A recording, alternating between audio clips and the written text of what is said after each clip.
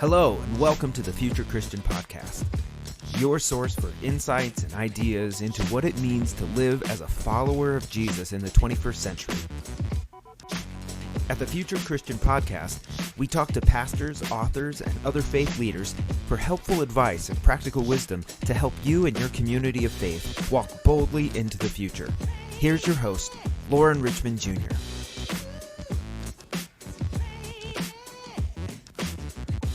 Hey, and thanks for listening to the Future Christian Podcast.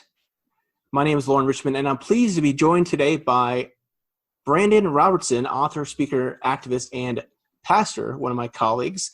Thanks, Brandan, for being here. It's so good to be here. Thanks for inviting me. Cool. Well, I am pleased to be a colleague of Brandan Robertson. He's a pastor of Mission Gathering Christian Church San Diego, and I got to meet him a couple, 2.5 years ago. I don't know, you lose track of time. Yeah. And I always joke with this with Brandan. Brandan is a graduate of Moody. Is it Moody Bible College? What is it? Moody Institute? Bible Institute. Bible Institute. I mean, it sounds just prestigious.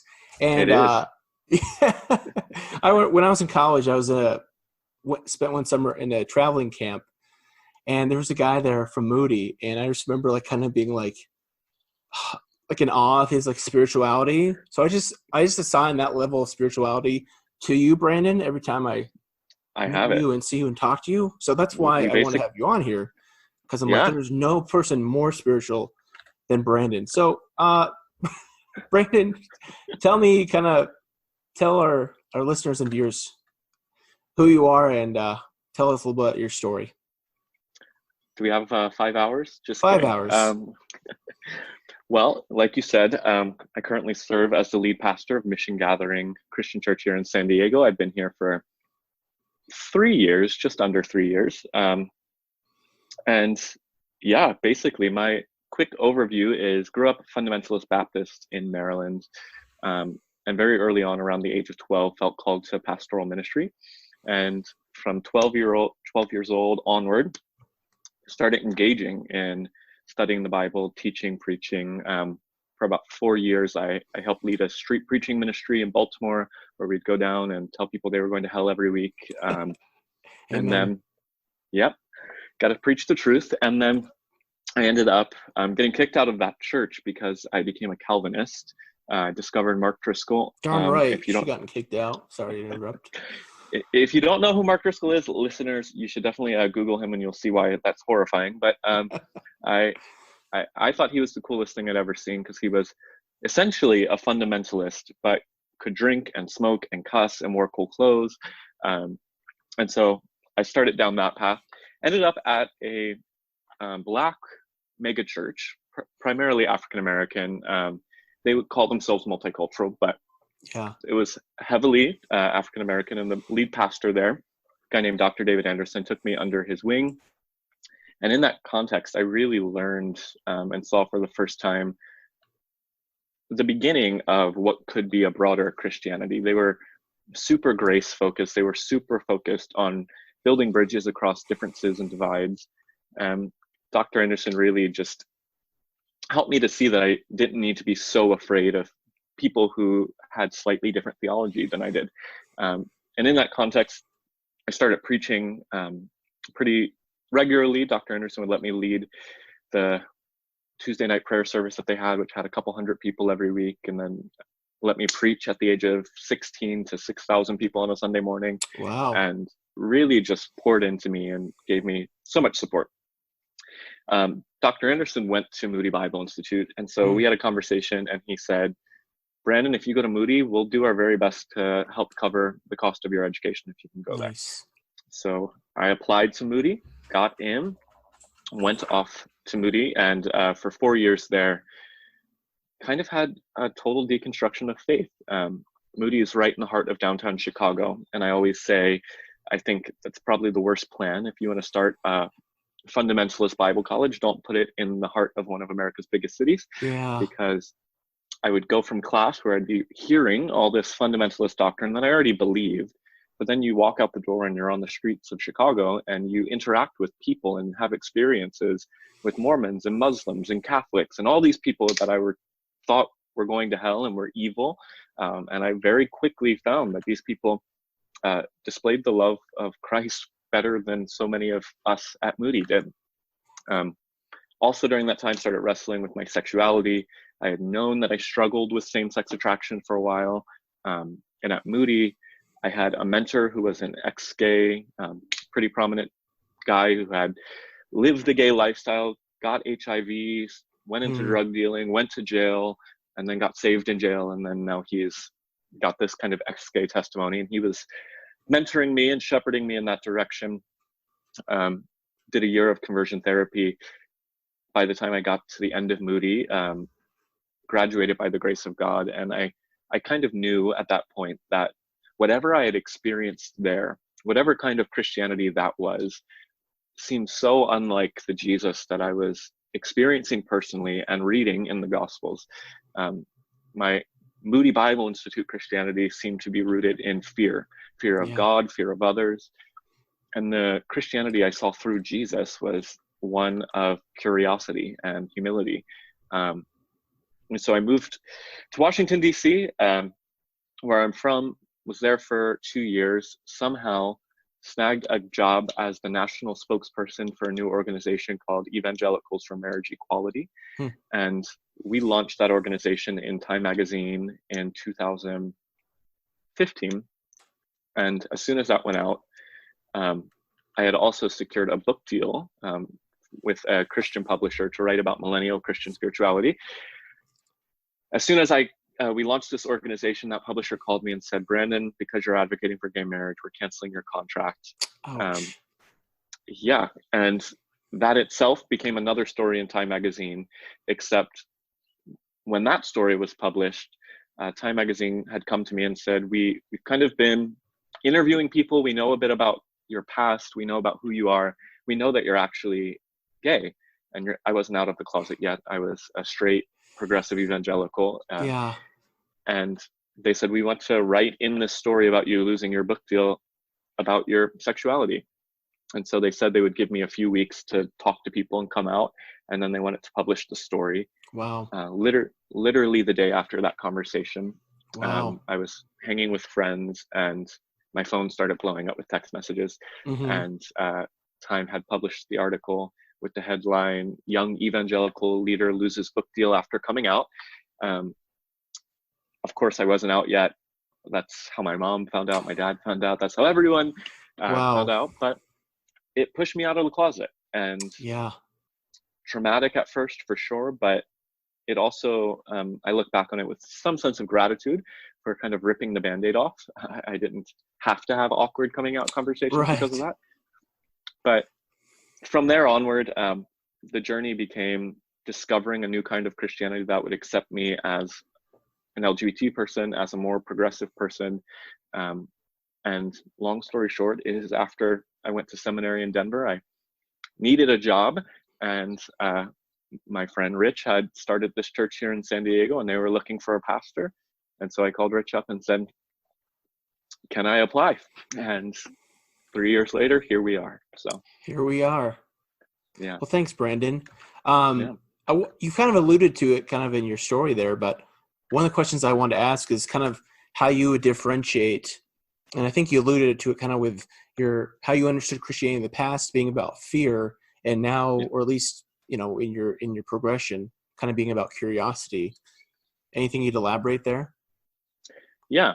I mean, I hate cheesy Christian catchphrases, but I think this is true, profoundly true for me. It was in meditating on 1 John while I was in Bible college, where it literally says, "God is love, for perfect love casts out all fear." But most people don't know the next part, which says, because fear has to do with judgment. It was meditating on that scripture and understanding that the nature of God fundamentally is love.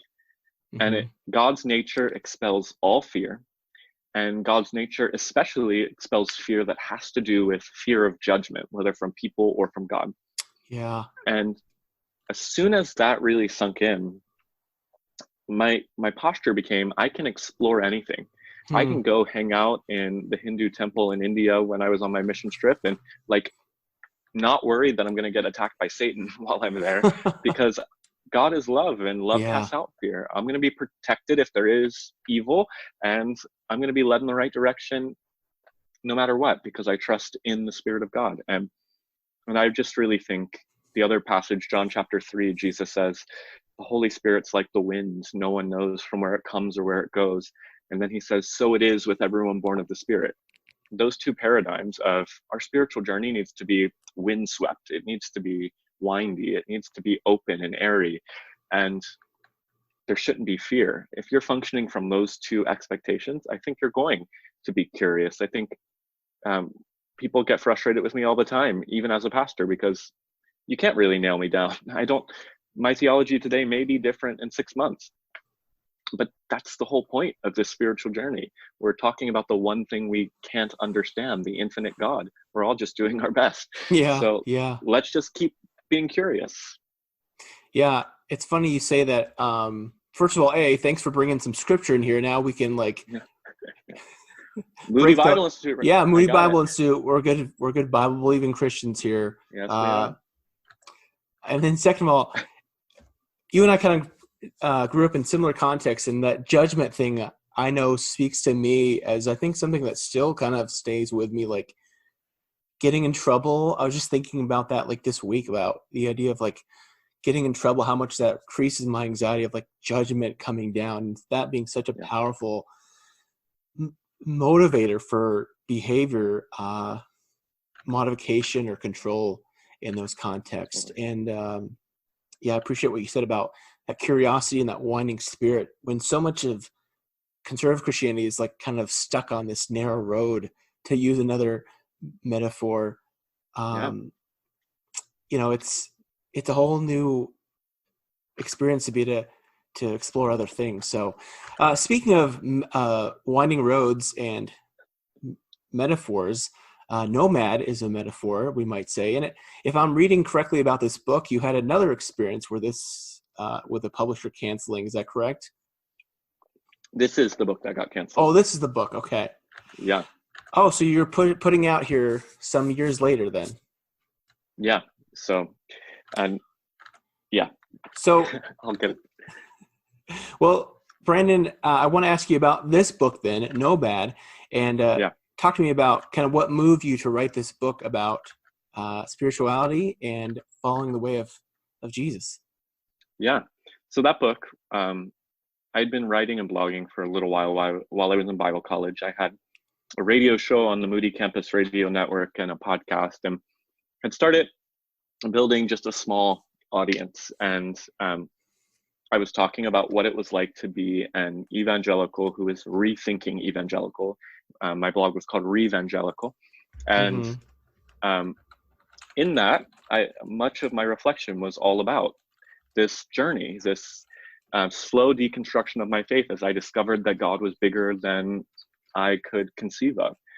And so a publisher actually reached out to me. They were called Destiny Image, and they're a Pentecostal publisher. They publish people like T.D. Jakes and Joyce Meyer. And they said, hey, we are trying to publish this progressive evangelical line of books to help push conversations forward, which I thought was super compelling.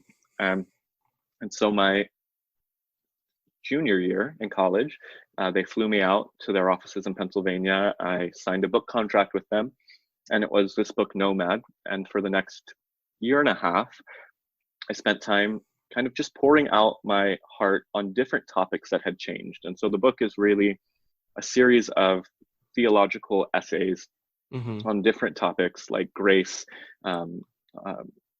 war, fluidity of sexuality, things like that. And I reflected on all of that, put that together, sent it off to the publisher. And it was supposed to also primarily help people understand where I thought millennial spirituality was going. Yeah, sure. And after I sent it in, it was all set to be published. And then I lost the book deal and basically waited 2 years until a UK publisher picked it up. And so I've had it out for 3 years now in the UK only. And it's been incredible to go over there because they're like a half a step beyond where we are in the United States on spiritual evolution, I think. Yeah. And so that's a great topic for a future Christian here. Thanks. Totally. Um, but now it's coming out again in August. It's finally being released in the United States by Fortress Press, which was a complete surprise. I had nothing to do with it. They literally contacted me and said, "We just bought your book and it's coming out. Have a nice day." So I'm excited about that. And Well, congratulations. Thanks. Yeah. Yeah. I mean, this book is quite a contrast then. I think of, and you kind of spoke to it, of this nomad of not really knowing where the journey's going, of kind of just following the wind or the waves, versus that real certain kind of clear-eyed, you're going this way direction of your youthful faith. Yeah. I think what was beneficial for me, honestly, was that my family isn't religious. They weren't Christian. And so I came to faith on my own. And so very early on, faith was my thing. And I had an ownership over it. So even when I was a fundamentalist, I was still coming home and watching TBN and like loving Joyce Meyer and Joel Osteen and Rod Parsley and these, which didn't fit the theological paradigm of my church. So I had that curiosity from very early on, and it's just progressed. Cool. I want to ask you about a couple quotes or themes from the book for you to elaborate. You kind of mentioned this, that it's kind of meant to give some insights into the spirituality of millennials and younger folks. But you say insights, kind of curious, what are some of those insights into the new generation of progressive evangelical followers of Jesus? Yeah, well, I think in some senses, what I wrote in that book is changing. The insights I originally had are changing. And I think they're primarily changing because of the moment that we're living in right now, the COVID-19 world putting on pause. I think we're going to see, not to even overstate this, I think we're going to see such reformations in the church and society that we can't even imagine. But what I was trying to get at in the book was a couple things. One, that the younger generation of evangelicals at the time, what I would call evangelicals, but I think are just millennial Christians in general, we are more politically engaged. So in the book, I have a chapter called War, and I quote Rachel Held Evans and really use her example as somebody who navigated that space really well, being deeply rooted in faith, but also seeing that faith needed to have political and social ramifications. I have a chapter called Roots, where I talk about how my generation grew up without tradition. And so many evangelicals grew up in this mega church model, which is like, let's create something new every time, fresh expressions. And that's left us with a sense of nomadness in a bad way. We feel like we have no home, we have no roots. And so many of us have gone back to liturgical traditions. And even if like Mission Gathering today doesn't really have much of a liturgical tradition, but if you come in my room, I have an icon of Mary behind me and icons of, like, I have a deep desire to be connected to the faith once delivered, this long tradition. And I really think that kind of pull right there really symbolizes the faith of this new generation. It's a faith that's trying to progress forward socially, but also trying to be rooted in tradition, and not only just Christian tradition. We see people of color reclaiming African indigenous traditions and Native American traditions, even as Christians. And for me, I love Celtic heritage. I've studied Celtic paganism for years. I've done pilgrimages to sites that my fundamentalist self would have said were demonic. But now I get to see how God was at work even through other traditions that were ancient before Christianity. So I feel like that push and pull, that forward backward motion, is really where we need to be looking as institutions of religion. How do we progress forward socially and root people in practices and beliefs that truly have helped shape billions of people for thousands of years? I want to touch on that point you made about we're in the midst of this COVID pandemic. As we're recording this, 2 months almost in? I know that's just something I've been thinking about a lot, is what are the ramifications, as this is a pretty significant social disruption. And I think there's some people who are kind of like, oh, people are going to come pouring back into church after this. And I'm of the opinion, like, this is going to be completely disruptive. And I'm curious, have you given thought to what the future might look like? Yeah, and you're gonna not like me because I'm gonna jump ahead on your questions a little bit. I saw you mentioned one of my mentors, the late Phyllis Phyllis Tickle? Tickle. Yeah. Yeah, and she was an incredible woman, and I really do think a prophet in the full supernatural sense of the word, because Phyllis had this theory, which wasn't hers alone, that every 500 years there was a major reformation that would happen. Yeah. And she said, I mean, 500 years from when the Protestant Reformation happened, 1517 was 2017.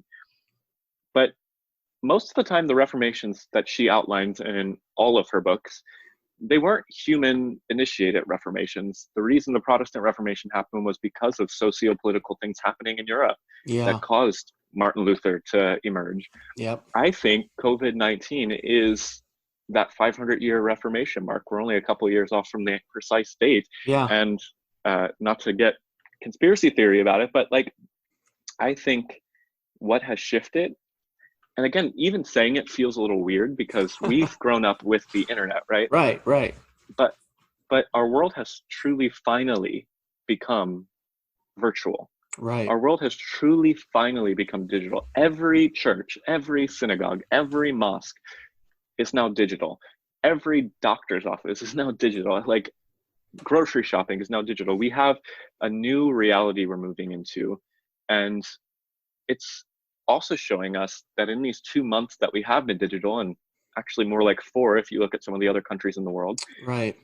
the earth is healing itself, and carbon emissions are down, and a lot of us are actually finding it's actually pretty satisfying to just stay at home. Like, I used to travel at least once a month and thought staying at home for 2 months would be the end of me, but I'm actually enjoying simple living. I think all of that is going to impact us so that hopefully we don't run back to life after this. And we also know this virus is going to be around probably for the next 1.5 to 2 years. Yeah. So this is going to become normal. This is normal. And I don't know what that looks like. I just know that churches like yours and mine now have equal access to everyone that the mega church down the road does, and that Entertainment Tonight does on their Facebook stream. Like, we all have equal access. It's pretty crazy. It's pretty wild. And we're seeing people tune in. I don't know how Facebook, you know this better than me, but I get excited to see, after my sermon's posted for a week, we have 1,500 or 2,000 views on it. I don't think that actually means 2,000 people sat and watched the whole sermon, but definitely more engagement than I would normally be getting. Absolutely. So it's interesting. It is interesting. One of my colleagues I work with now, he was talking to someone in technology, and they're saying the idea that, you know, we're seeing adaptation that would normally take 5 to 10 years in about, 2 to 4 weeks, essentially, of technology, because we've kind of been forced to adapt. And it certainly reminds your point about the 500 years. An evangelical guy, Brady Shearer, kind of makes this the thing point about the internet being one of those 500-year drivers similarly. So kind of getting back to your Nomad book here, although I love this conversation about the future, but this kind of lays into this conversation about what's future spirituality going to look like. You talk about the whole life spirituality, which really resonates with me. I don't know about for you, for me, growing up in a conservative Christian home and church, I mean, that was your whole life was being a Christian, and becoming what I would classify, at least as a more liberal Christian. There was kind of this bifurcation of head versus heart, kind of this separation where I could go to church and be an intellectual and follow Jesus, but there really wasn't much really tools or avenues for me to pursue or follow my faith outside of church. And that's kind of what this podcast is meant to be about, is helping people find ways and tools to really live out their faith outside the walls and constraints of traditional conservative Christianity. Yeah. I think that whole life spirituality, you're right. That's one of the key marks that I noted early on about millennials, was that and this is bad for both you and I in the church business, Yeah. but I think you're right. I think in this era, there's been this bifurcation of religious identity, and like that it's compartmentalized. Yeah. But also in the past, it has always been centralized around this one thing called the church and around a few certain activities that Sure. we do Yep. together in this church. Yep. I think what we're seeing now, and this was again philistical age of the spirit idea, we're awakening to this idea, whether we would articulate it this way or not, that spirit is in everything, and that God is in everything, and that our health physically is as important as our mental health as is our spiritual health. And like these areas, we just see a raising awareness, at least in our Western part of the world. And I only say that because I can't speak for the global South or the East, but in our world, I know everyone is thinking about, how do I combine mental, physical, spiritual together? And you see that I always use this example and people make fun of me, but I think it's fascinating. Soul Cycle, when it came out about 5 years ago. Oh, sure. Yeah. As a big thing. I had a press pass to go to an Oprah event, and I was in this stadium in Washington, D.C. with 6,000 middle-aged women doing Soul Cycle without bikes and light up bracelets in this room with Oprah. And it was truly a spiritual experience to see these women hearing spiritual affirmations and truths spoken over them, engaging in physical activity, being in community. And it really opened my eyes in that moment. I saw that this can be done. Our spirituality can be part of our day-to-day life. Christianity is less of a thought now that I have to act Christianly, and instead is that I live in the presence of Christ, and therefore everything I do is Christian. And yeah, there's a lot of theology packed into that. There's a lot, kind of and we don't have to go into all that. Much fun as it would be, but I appreciate what you're saying.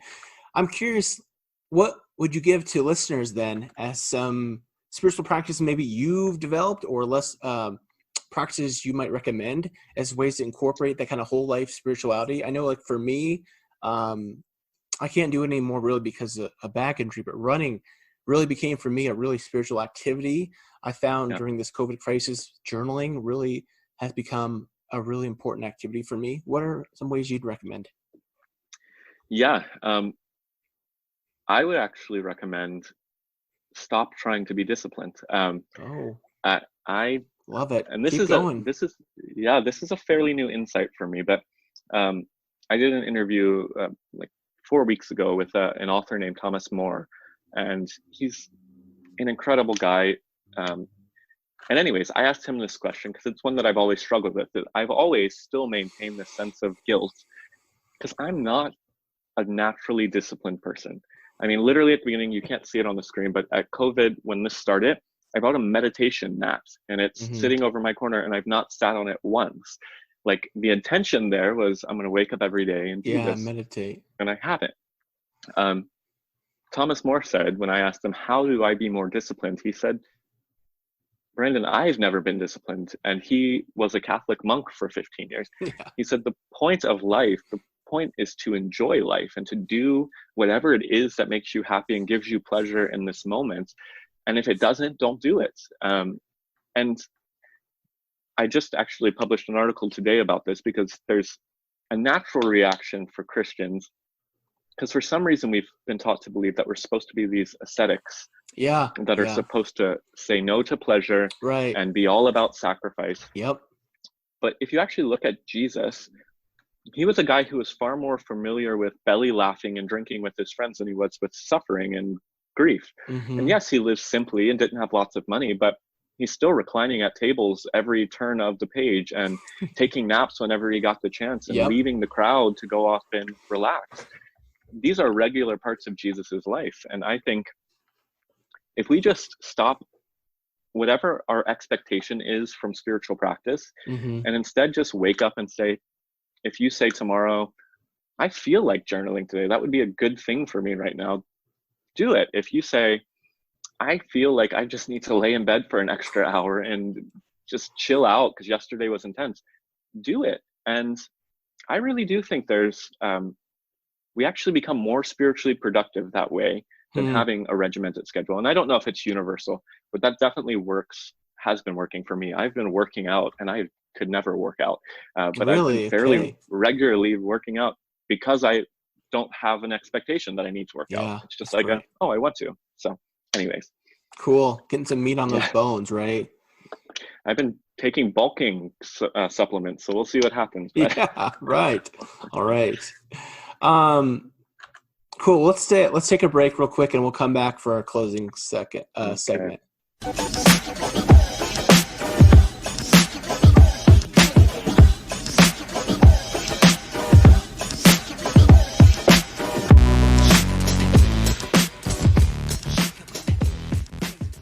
All right, we're back with Brandan Robertson, and Brandan is kind of my closing question. So some are fun, some you can take them as fun or as serious as you want to take them. If you were Pope for a day, what's your first act? And I know you're working on a poli-sci degree right now, master's in poli-sci, right? Yeah. So this this could happen someday. So what's your first move? Well, once I convert to the Catholic Church, then that's actually a hard question. But I don't know that I could do this. But since this is a imaginary question, Yeah, yeah. if anybody's ever been to the Vatican museums, they are filled to the brim with billions of dollars of priceless art. Mm-hmm. And most of it has nothing to do with Jesus or the Catholic Church or religion. I would liquidate all of that. Oh wow. There's no no Making reason. waves. Yes, Yeah. and get Wow. rid of all that stuff and find some good use for that money, whether it's curing global poverty, which you could probably do with the billions of dollars you would have. Yeah. Yeah, do something like that. All right. So since you're not Catholic, would you convert to, if you could convert to any other religion, become like the equivalent of the Pope? What is that? What are you becoming? So I can't just convert to the religion. I have to be the world leader of that religion. Right. Right. I mean, if someone's like, hey, you have to convert, but we'll make you world leader. I mean, I really like the position of the Dalai Lama, other than the constant attacks by China.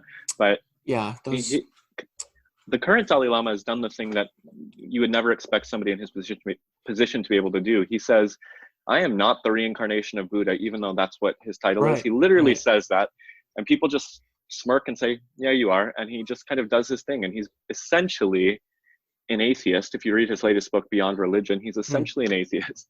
He's just got this freedom, but he gets to kind of invent his own spirituality, root it in Buddhism, of course, and speak to world powers. I mean, he's got a pretty good gig.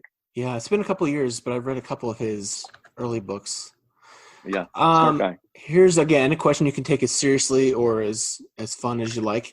A theologian or Christian historical figure, or we could expand it to religious figure, you could bring back to life. Who is it? Jesus can't be the answer. Yeah, Jesus cannot be the answer. He's already alive, we might say, right? You know, I've been over this quarantine, I've been reading a lot about Emperor Constantine and his mother Helena. And I have some very serious questions for him about, because he basically shaped what we call Christianity today. Right, yeah. And he wasn't a Christian prior to doing that. And so there are some eyebrow-raising moments, like there were imperial agendas built into some of our theology, and I would really like to talk to him and hopefully be able to change some of his decisions before he makes them Christianity. Wow, big time. Yeah. Big time. Yeah. Cool. What do you think if we went ahead maybe in the future, 500 years, we talked about the kind of 500 year, what do you think this time in history, I mean, you kind of alluded to it, COVID kind of being the thing, the internet, I mean, are those the things you think that history will remember us for, or do you think something else? That's really hard. Obviously, the internet will be the most major innovation in this century when it's remembered. I also think we've made the most momentous social leaps in this century than we have in any other time in human history, as far as Yeah. whether it's gay rights or women's rights or people of color's rights. We've seen just in Europe and the United States, all of that innovation. But I think 500 years from now, the world is going to be so drastically different that we cannot even conceive of it. The rate of innovation that's happening right now is crazy. Yeah. And I think AI will be ruling most of the world and humans might not Yeah. even be here. So we'll see. Yeah. Yeah. Well, tell our listeners where they can find more of you.